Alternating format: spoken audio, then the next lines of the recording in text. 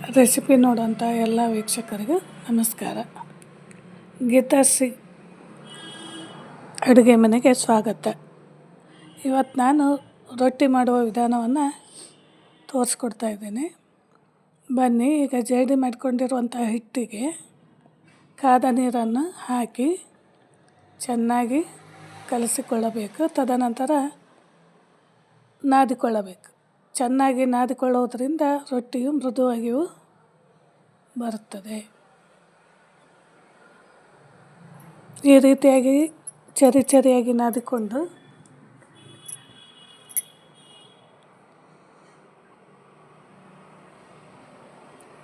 ಈ ಥರ ಹುಳಿಯನ್ನು ಮಾಡಿಕೊಳ್ಳಬೇಕು.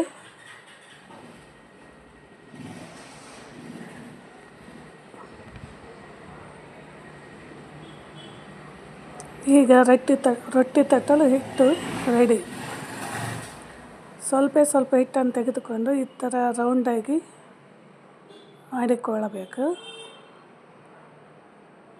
ತದನಂತರ ಸ್ವಲ್ಪ ಹಿಟ್ಟನ್ನು ಹಾಕಿಕೊಂಡು ಕೈಯಿಂದ ಸ್ವಲ್ಪ ದೊಡ್ಡದಾಗೋವರೆಗೆ ತಟ್ಟಿ, ಆಮೇಲೆ ಲಟ್ಟಣಿಗೆಯಿಂದ ಲಟ್ಟಿಸುತ್ತಾ ರೌಂಡಾಗಿ ತಿರುಗಿ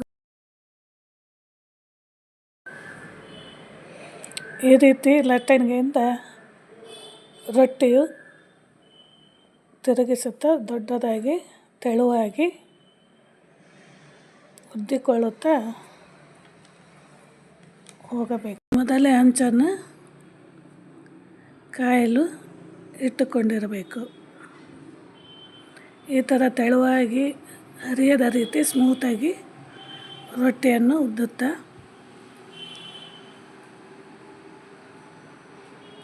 ರೌಂಡ್ ಶೇಪಿಗೆ ತಗೊಂಡು ಉದ್ದುತ್ತಾ ಹೋಗಬೇಕು.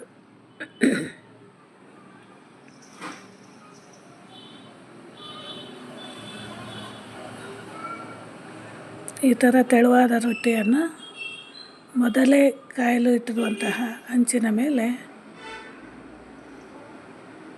ಕೈಯಲ್ಲಿ ತೆಗೆದುಕೊಂಡು ಹಾಕಿ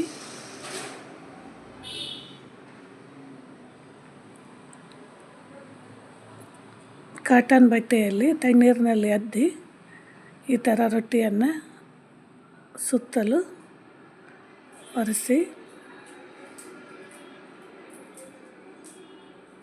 ಬೇಯಿಸಿಕೊಳ್ಳಬೇಕು.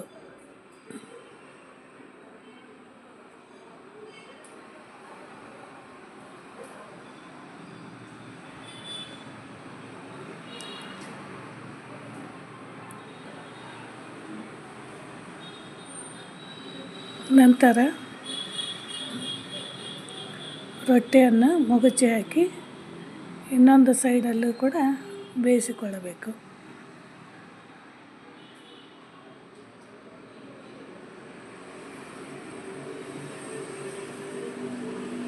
ಅದು ಬೇಯಿಸ್ತಾನೆ ಮತ್ತೊಂದು ರೊಟ್ಟಿಯನ್ನು ರೆಡಿ ಮಾಡಿಕೊಳ್ತಾನೆ ಇರಬೇಕು.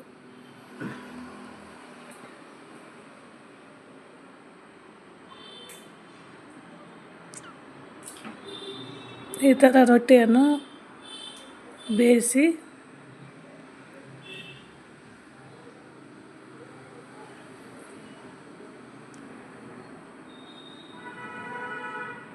ಎರಡೂ ಮಗ್ಗಲಲ್ಲಿ ಬೇಯಿಸಿ ತೆಗೆದು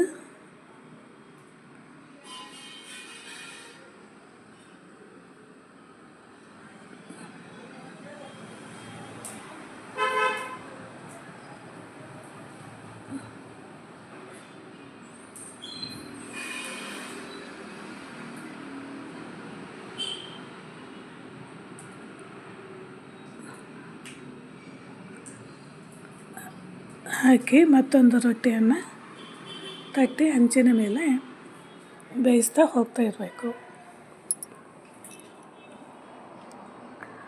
ಪಲ್ಯಗಳೊಂದಿಗೆ ಸವಿಯಲು ರೊಟ್ಟಿ ರೆಡಿ. ಈ ಕಡೆ ನಮ್ಮ ಉತ್ತರ ಕರ್ನಾಟಕದಲ್ಲಿ ರೊಟ್ಟಿ ಸರ್ವೇ ಸಾಮಾನ್ಯ. ಇಲ್ಲಿ ಜನರಿಗೆ ಹೇಳೋ ಅವಶ್ಯಕತೆ ಏನಿಲ್ಲ. ಆ ಸೈಡಿನ ರೊಟ್ಟಿ ಮಾಡಿದ ಪ್ರದೇಶಗಳಿಗೆ ಈ ಒಂದು ವಿಧಾನವನ್ನು ತಿಳಿಸಿಕೊಟ್ಟಿರ್ತೇನೆ. ಪ್ಲೀಸ್ ವಿಡಿಯೋ ನೋಡಿ, ಶೇರ್ ಮಾಡಿ, ಸಬ್ಸ್ಕ್ರೈಬ್ ಮಾಡಿ. ಪ್ರಥಮ ಬಾರಿಗೆ ಈ ಪ್ರಯತ್ನವನ್ನು ಮಾಡಿರೋದ್ರಿಂದ ಏನಾದರೂ ತಪ್ಪುಗಳಾಗಿದ್ದಲ್ಲಿ ಕ್ಷಮಿಸಿ ವೀಕ್ಷಕರೇ. ಮತ್ತೆ ಸಿಗೋಣ.